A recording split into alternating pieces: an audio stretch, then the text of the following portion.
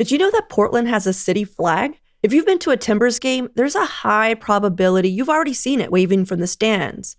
It has a green background, and in the center, a white four-pointed star where blue, white, and yellow stripes pinwheel out from for some added pizzazz. Now, our city flag has been rated one of the best in the country, but the design we know now was almost ruined by City Hall. For decades, it was only hung in bureaucratic offices, too fugly to really catch on with actual Portlanders.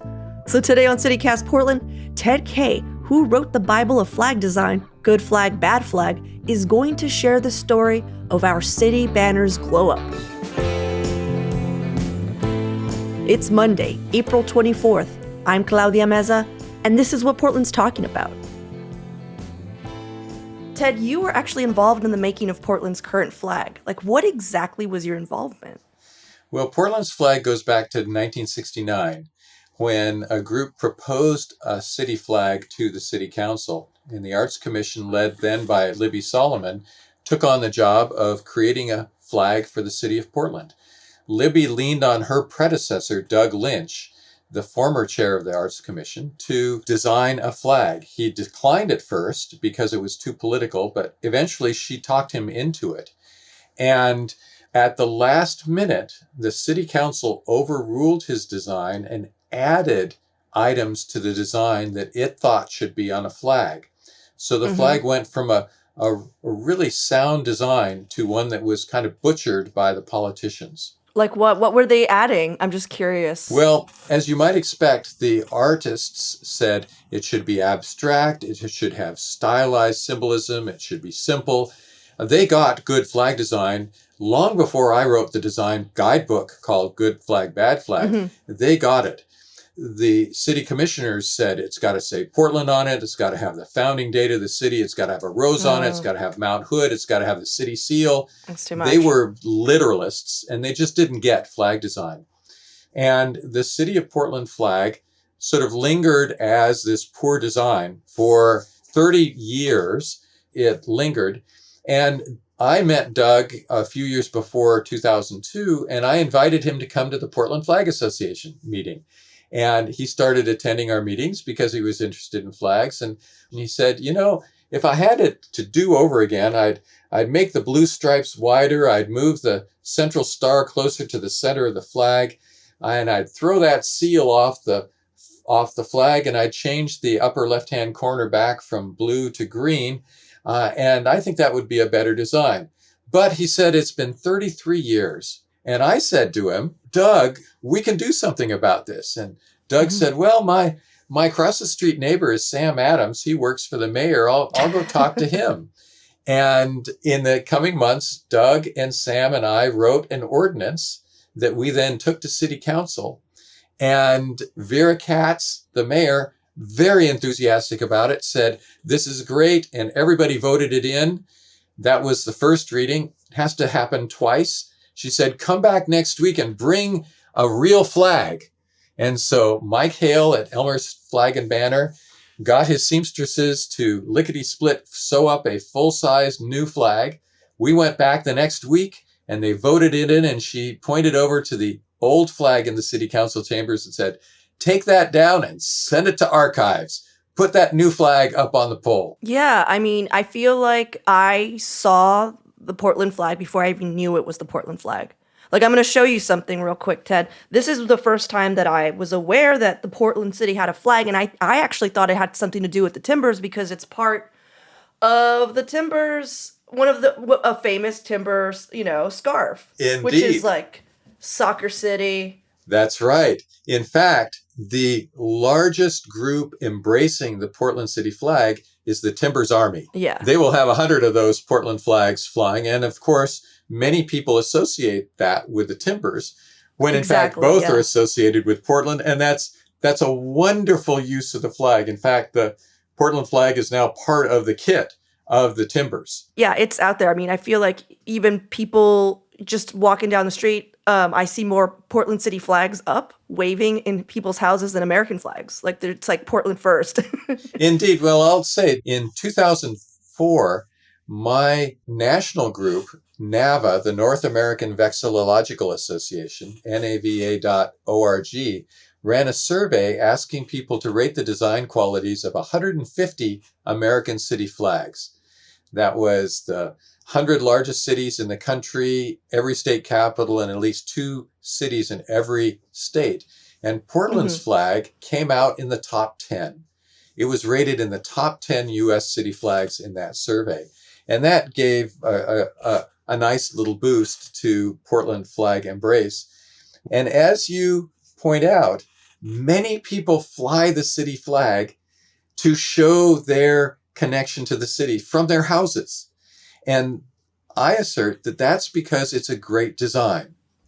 There's a vast number of American city flags that are a poor design theme, which is put the city seal on a solid background.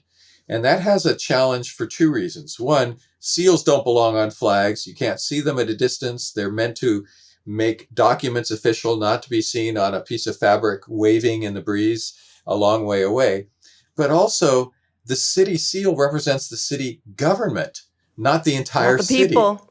Yeah. And so I like to say that when things are going right, the seal represents the government and the flag represents the people.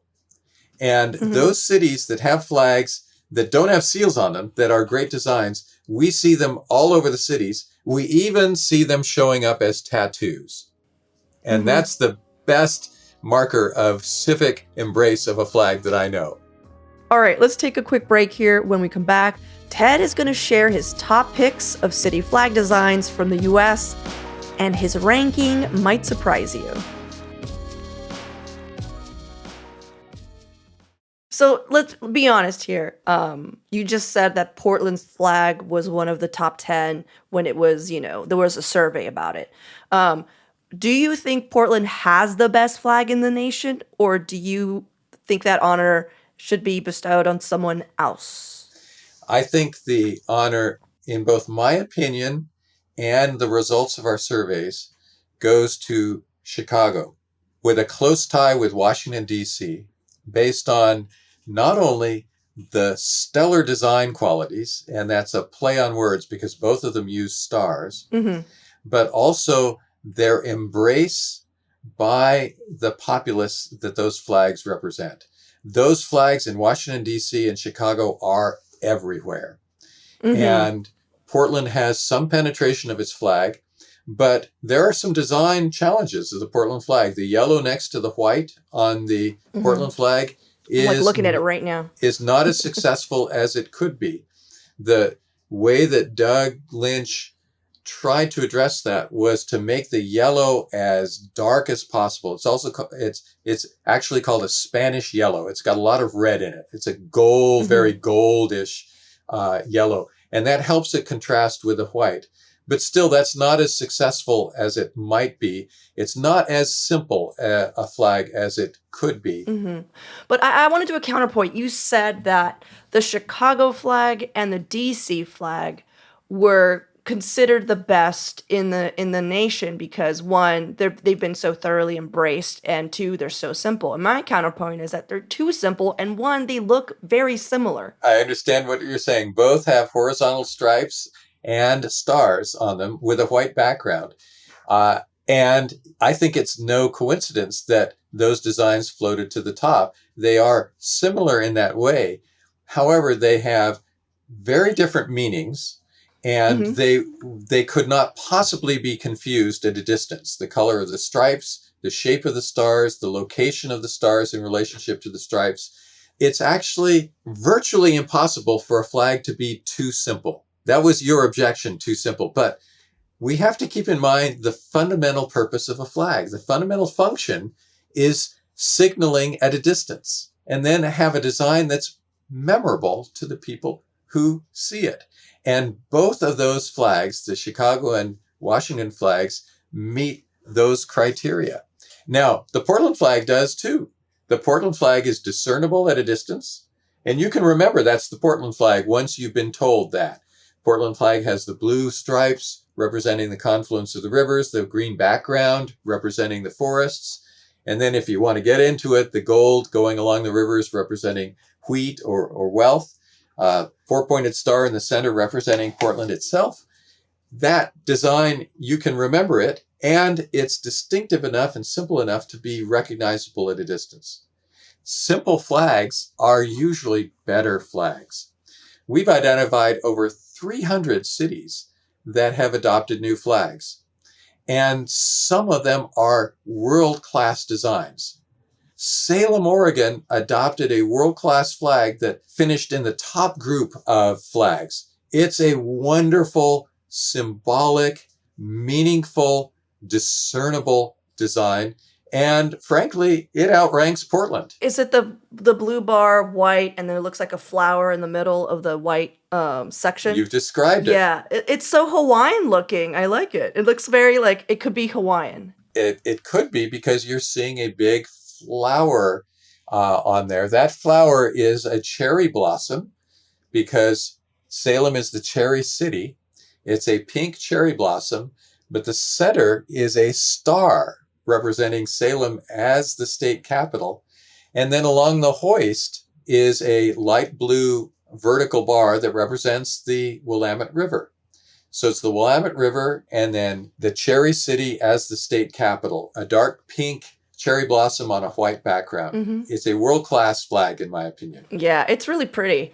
So let's wrap it up by saying, okay, what makes a good flag and a bad flag? So I'm gonna tell you what you've said so far. So far, 1, it has to be simple. 2, it has to be recognizable from very, very far away. 3, it has to be embraced by the people, and it shouldn't represent government. So seals, anything too intricate, that represents a government is a little boring. And also you can't really see a seal from 100 feet away, right? Is that what Right. I'm gathering? Mm-hmm.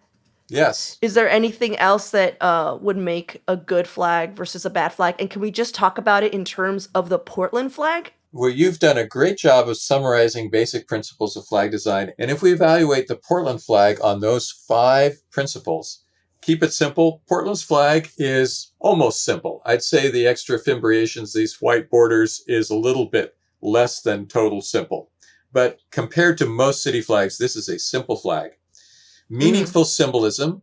That means so that people can remember what it represents. Full marks. Use 2 to 3 basic colors. This is 4 colors, so it's slightly off of that principle of 2 to 3 colors.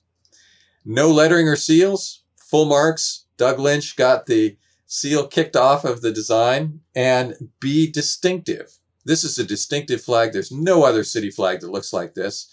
So Portland gets high marks with slight discounts on simplicity and number of colors, but it rates very highly. Can I just tell you that, I feel like I've never seen a flag like Portland's. I think that's why people embrace it so much, is because it looks like it was actually designed by a sports company. It looks like it could have been like a 70s tracksuit, which is why it's so cool, because it's retro looking. And I understand, yellow against green, it's just so bold, but I also understand why it might be a little too much. And I feel like that's so Portland. So why does a city need a flag? A city can use its flag to represent itself to the outside world. That's branding. And the city of Portland's flag has begun to be embraced by Portlanders to show that they connect to Portland as a city. But I hope more and more people will use it because it creates civic pride for Portland. Mm-hmm. And so I encourage people who aren't aware of the city of Portland flag to go find out about it and go buy one. Elmer's Flag and Banner on Northeast Broadway will be happy to sell you one and show your Portland pride with a Portland flag. Oh, thank you, Ted. I appreciate you taking the time and talking to us. It's fun, and I'm glad on behalf of Portland that we have a great flag.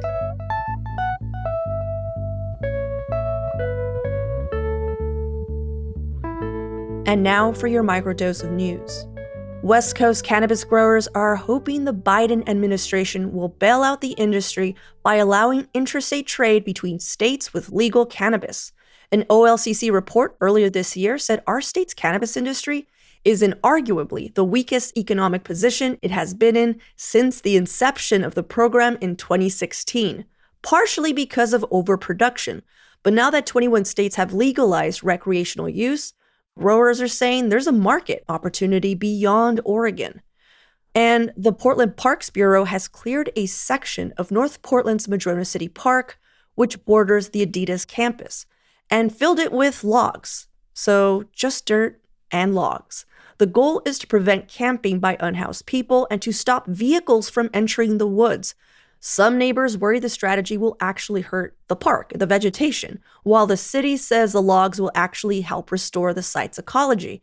And I think the city might have a point here. Cars not constantly driving through the wooded area might help in the long run. The city is also planning on eventually planting oak trees in the section it has cleared. For even more local news and events, sign up for our daily newsletter, Hey Portland. We'll throw a link in the show notes. That's all for today here on CityCast Portland. If you enjoyed the show, share it with a friend, rate it, or leave us a review. We'll be back tomorrow morning with more from around the city. Until then, see you at Slim's.